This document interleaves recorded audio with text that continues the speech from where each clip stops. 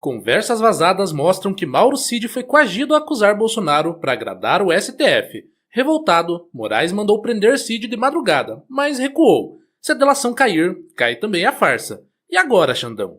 Este é o Visão Libertária, sua fonte de informações descentralizadas e distribuídas. Ajude a propagar as ideias de liberdade. Deixe o seu like e compartilhe com seus amigos. Um artigo seu pode virar vídeo aqui também, sabia? Este artigo foi sugerido por Bariátricas para Estados Obesos, escrito por Charlie Dalton, revisado e narrado por Gordinho Caipira. O que era para ser a prova incontestável do golpe bolsonarista acabou virando um fiasco completo. O ministro Alexandre de Moraes, do Supremo Tribunal Federal, se encontra em uma posição cada vez mais desconfortável. Após anos conduzindo investigações polêmicas, com base em delações premiadas, narrativas frágeis e decisões monocráticas, ele agora se vê diante do colapso de uma de suas principais apostas, a delação de Mauro Cid. Para quem não se lembra, o tenente-coronel Mauro Cid tornou-se notícia quando saiu da caserna de ajudante de ordens do então presidente Jair Bolsonaro para virar delator. Cid serviu a Bolsonaro desde a transição de 2018, cumprindo tarefas de secretário executivo e ajudando a executar agendas presidenciais. Ou seja, ele tinha poder apenas para lidar com telefonemas, documentos e convidados, nada de decisões estratégicas. Porém, seu nome hoje está em debate público, não por algum exagero de poder, mas justamente por ter sido obrigado a acusar Bolsonaro de um golpe que nunca existiu. Trechos de conversas pessoais de Mauro Cid vieram a público recentemente, expondo uma grande armação judicial. Em áudios vazados pela revista Veja, Cid afirmou ter sido coagido em depoimento a falar coisas que não sabia e que não aconteceram. Nos áudios, ele diz em voz alta que estava enclausurado e pressionado pela polícia para inventar delitos contra Bolsonaro. Para quem conhece a realidade do jogo político, não é surpresa ver o Estado brasileiro usando a força bruta para arrancar confissões forjadas. Como Cid relatou às autoridades e os vazamentos confirmaram, ele foi submetido a condições degradantes em busca de uma delação premiada que servisse de base para denunciar o ex-presidente. O juiz Alexandre de Moraes participou ativamente deste processo. Foi ele quem autorizou a divulgação pública da delação de Cid e coordenou ações da Polícia Federal contra ele. Num movimento que chocou pela truculência, Moraes chegou a ordenar que Mauro Cid fosse preso antes mesmo do sol nascer. Numa decisão emitida de madrugada, por volta da 1 da manhã, Moraes mandou a PF ir às ruas prender Cid e o ex-ministro Gilson Machado por suspeita de preparativos de fuga. Cid seria detido sumariamente como medida inicial, algo próximo de um sequestro jurídico. Pouco depois, porém, o próprio Moraes recuou da ordem. Em vez da prisão, determinou apenas que Cid comparecesse à Polícia Federal para prestar esclarecimentos, autorizando buscas em sua casa e a apreensão de seu celular. Esse balé judicial revela um desespero explícito. Na cabeça de Moraes, a detenção de madrugada poderia ter sido o primeiro passo de uma medida mais gravosa, como rescisão da delação de Cid. Em outras palavras, Moraes usou a ameaça de revogar o acordo de colaboração como moeda de chantagem. Mas quando percebeu que um escândalo ainda maior poderia eclodir, pois cancelar a delação iria acabar com o próprio processo, que não tem mais praticamente nenhuma outra prova, ele mudou de ideia. Só deu oportunidade para um depoimento, recolheu o celular de Cid e deu um passo para trás. Para quem observa com atenção esse retorno abrupto, não se trata de um lapso de consciência da cabeça lustrosa de Xandão, mas sim de um sinal de nervosismo. A ideia de destruir a delação premiada agora corria o risco de sepultar toda a acusação contra Bolsonaro. A perplexidade maior vem do fato de que esse processo todo se baseia em acusações que soam cada vez mais sem pé nem cabeça. Afinal, qual foi exatamente o golpe armado por Bolsonaro? Ele deixou o poder pacífica e legalmente quando entregou a faixa, mesmo que não pessoalmente, a Lula em 1º de janeiro de 2023. Foi até os Estados Unidos antes da posse e monitorou tudo de lá. A transição ocorreu sob as vistas do mundo inteiro, sem tropas marchando, sem protestos armados da sua parte.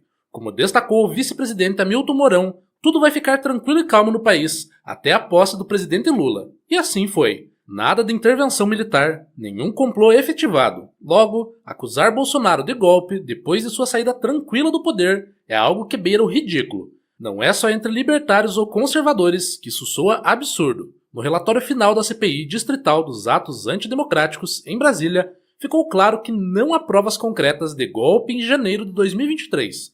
O documento afirma categoricamente, abre aspas, não foram produzidas evidências sólidas ou informações concretas que apoiem a alegação de que o ex-presidente tenha planejado ou executado um golpe de Estado no Brasil. Fecha aspas. O relator da CPI recomendou, aliás, que qualquer debate sobre conspirações fosse tratado com ceticismo e baseado em dados verificáveis, evitando teorias infundadas. Em outras palavras, até investigadores do Congresso do DF concluíram que a narrativa conspiratória contra Bolsonaro não conta com nenhuma prova. O ex-presidente contestou as eleições à sua maneira, duvidou do resultado, como é normal, fazerem os candidatos derrotados em praticamente toda a eleição. Expressou sua desconfiança em relação à urna eletrônica, mas nada disso configura uma tentativa de golpe. Questionar os resultados das eleições e fazer críticas ao sistema eleitoral é perfeitamente lícito. Do lado de fora do país, esses choques políticos brasileiros também não pareceram normais. O próprio governo dos Estados Unidos sinalizou que Moraes está agindo totalmente fora dos ritos esperados no direito. Em maio de 2025, o secretário de Estado Marco Rubio disse que o Departamento de Estado americano avalia seriamente impor sanções a Moraes sob a Lei Magnitsky, que pune violações de direitos humanos. O senador Rubio afirmou que há grande possibilidade de Moraes sofrer algum tipo de punição americana.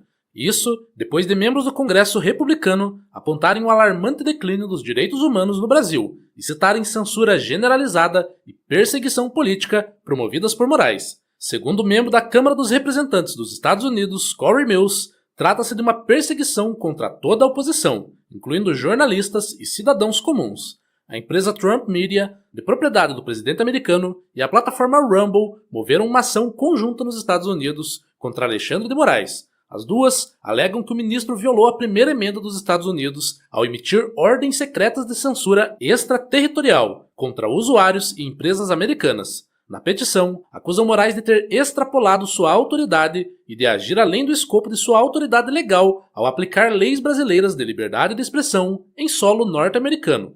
Essa acusação aponta para um flagrante autoritarismo. O juiz brasileiro seria tão preso em sua convicção de ter razão que teria tentado impor suas ordens lá fora. Não contente em censurar críticos e opositores no Brasil, quis fazer o mesmo nos Estados Unidos, acreditando que tinha autoridade para emitir suas ordens arbitrárias no mundo todo. Enquanto isso, no Brasil, Moraes tem usado a estrutura de inquéritos do STF para perseguir adversários políticos. O próprio processo que envolve Mauro Cid deriva do infame inquérito das fake news, que se tornou um instrumento para monitorar e punir críticos do governo. A petição americana anexa justamente acusa Moraes de usar esse inquérito para perseguir críticos e adversários de Lula. Trata-se de um inquérito que investiga até mesmo quem apenas defendia pontos de vista diferentes, como se fosse fake news. Todos esses fatos e acontecimentos deixam claro: Moraes não está apenas julgando casos, ele age como se fosse um xerife moral, impondo sua vontade sobre opiniões e informações. No lugar de defender a Constituição, o papel que a legislação brasileira atribui ao STF, o Supremo, sob Moraes, virou um instrumento de censura. Ele bloqueou o acesso de milhões de brasileiros à plataforma americana X, antigo Twitter, instaurou multas e sanções contra redes sociais que não colaborarem totalmente com seu inquérito e ainda requisitou dados de militantes e políticos sem nenhuma justificativa plausível. Essas medidas autoritárias foram criticadas até por juízes brasileiros. Parte do próprio STF considerou que Moraes extrapolou ao suspender o X. E agora, parece que finalmente seu castelo de cartas começa a cair. O governo do atual presidente Lula, que lembremos, só saiu da cadeia e se elegeu graças à ajuda do STF e de Alexandre de Moraes, vê sua popularidade desabar e tenta desesperadamente evitar que esse clima de autoritarismo político gere reação. Pesquisas recentes mostram Lula num patamar de aprovação típico de crises. Apenas 39% aprovam sua gestão, enquanto 56% a desaprovam. Como tudo indica que a direita irá voltar ao poder em 2026, políticos e juízes alinhados à esquerda se apressam em transformar o judiciário em arma para esmagar qualquer tentativa de oposição e proteger o governo atual. Ao tornarem o principal candidato da direita, Jair Bolsonaro, inelegível, sem quaisquer provas concretas, fica claro a tentativa de manipular as eleições de 2026, antes mesmo de qualquer voto ser lançado. Imagina como vai ser ano que vem. Mesmo com Bolsonaro inelegível, porém com o desgaste do PT e da esquerda, qualquer nome mais conservador ou liberal parece limpo e atraente, diante da avalanche de escândalos e manipulações do governo corrupto que Lula vem fazendo. Nesse contexto, A estratégia de prender e ameaçar qualquer nome que desponte na direita, possivelmente substituindo Bolsonaro, caracteriza claramente uma tentativa de impedir a volta da direita, que nada tem a ver com questões judiciais legítimas, sendo apenas politicagem.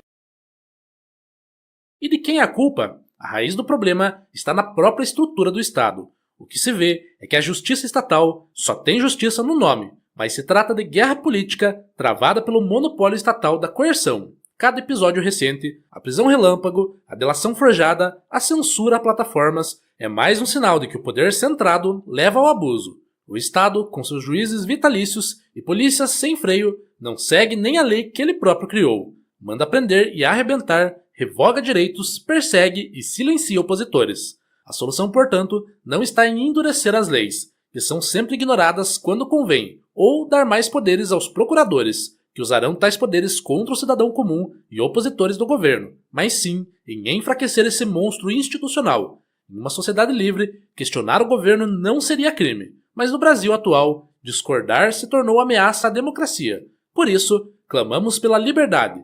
Todo indivíduo deve ter o direito de criticar governos sem medo de aparecer na lista de notáveis do Supremo, sem prisões durante a madrugada e ameaças para que faça delações. O episódio expõe que, quanto mais o Estado tenta se fortalecer pelo autoritarismo, mais enfraquece a ideia de democracia e a fé dos cidadãos na justiça estatal. Moraes age como vítima, juiz e carrasco ao mesmo tempo, e o resultado é um descrédito generalizado do poder judiciário.